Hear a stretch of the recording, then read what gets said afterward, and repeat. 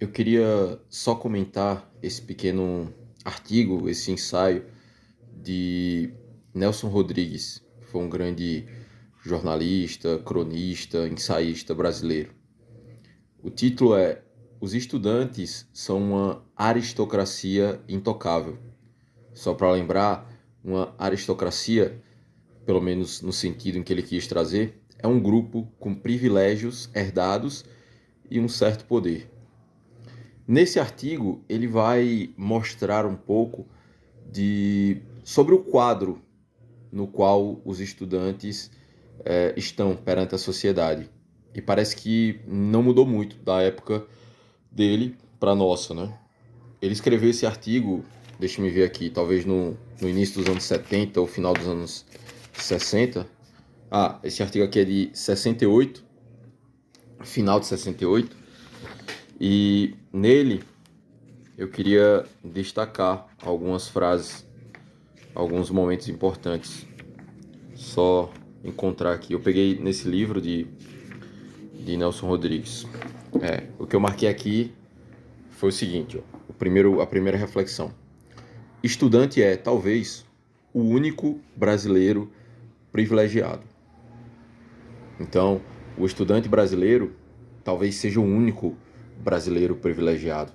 Os policiais não são privilegiados, nem os professores, nem as mães, nem as donas de casa. Quem é privilegiado são os estudantes.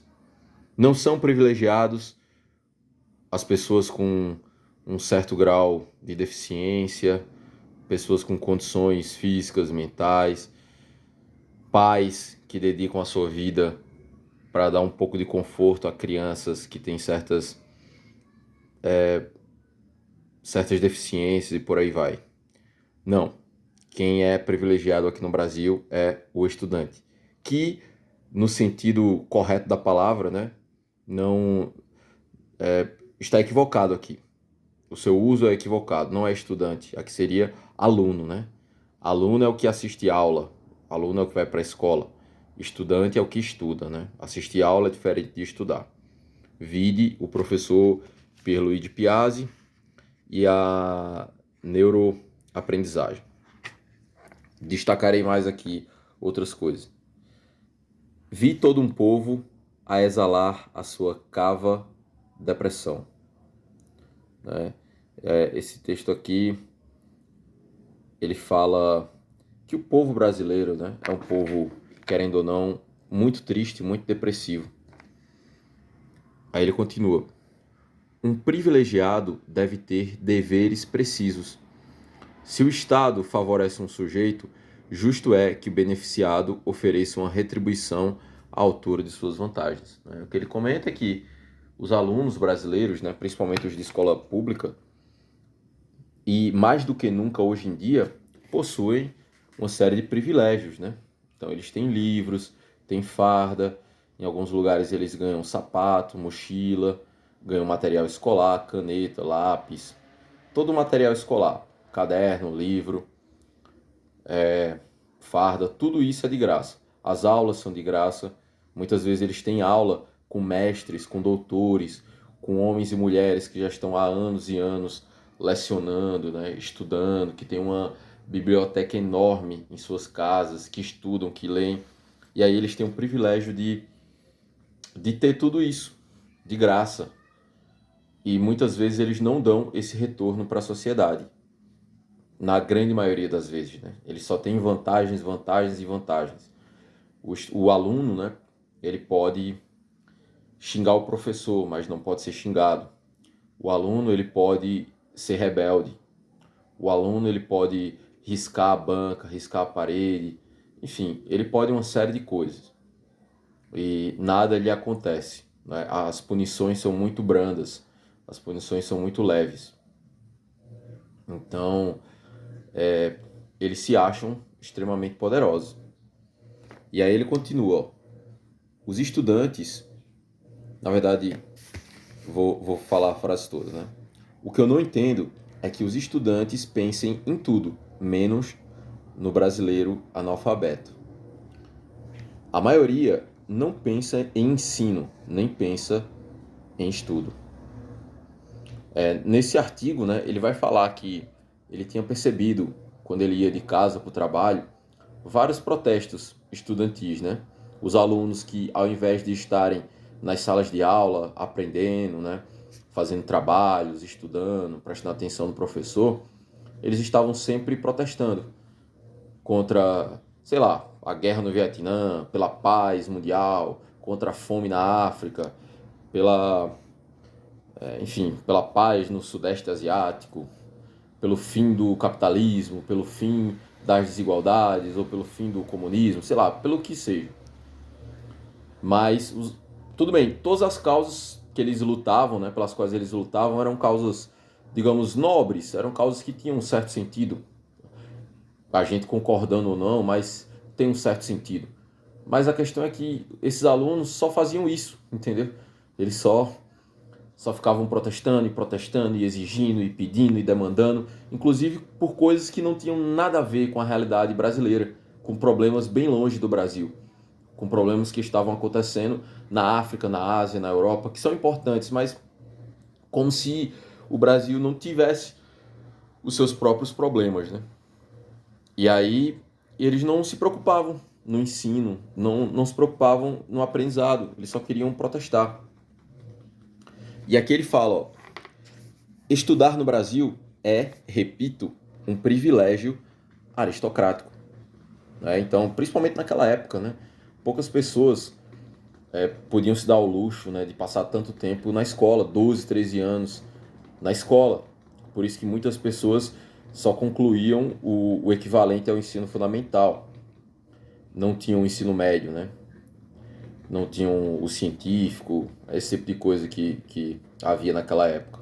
Hoje em dia não, hoje em dia você acaba. Qualquer pessoa consegue estudar.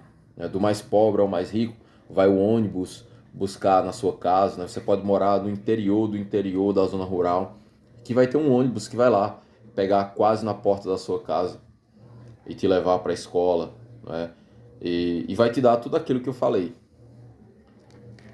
E aí ele fala, ó, há duas figuras trágicas no nosso ensino: o analfabeto e o professor.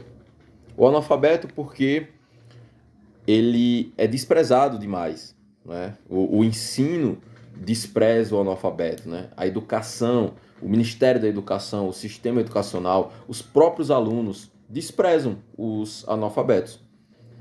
E os professores, né, ganham mal, os professores sofrem assédio, sofrem ameaça, né? Tem professor sendo agredido, tem professor sofrendo lesões corporais, tentativa de homicídio, tem uma porção de professores aí que adquiriram depressão depois de alguns anos no ensino público, né?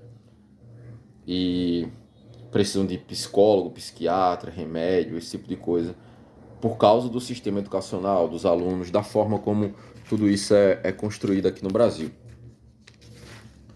E aí ele fala, ó, ele é o brasileiro mais humilhado e ofendido de nossa época. Quem? O professor, né? E o professor é o brasileiro mais humilhado e ofendido da nossa época. Ninguém, nem um juiz de futebol, nem político, ninguém. Porque talvez os mais humilhados e ofendidos, né, deveriam ser os políticos, não sei, aí fica uma reflexão. Mas são os professores, né? Os professores são a classe mais humilhada e ofendida. E aí ele termina aqui, ó. No Brasil existem 4 poderes: executivo, legislativo, judiciário e os estudantes. Os estudantes são o 4º poder do Brasil, né? Então os estudantes podem fazer basicamente tudo que eles quiserem, né? Eles são menores de idade, eles têm os seus direitos. E aí eu fico lembrando de algumas experiências, né, que eu tive, que eu vejo, estudantes que fizeram coisas erradas, foram expulsos da escola e uma semana depois estavam de volta, porque o conselho tutelar não permite que eles fiquem sem, entre aspas, estudar.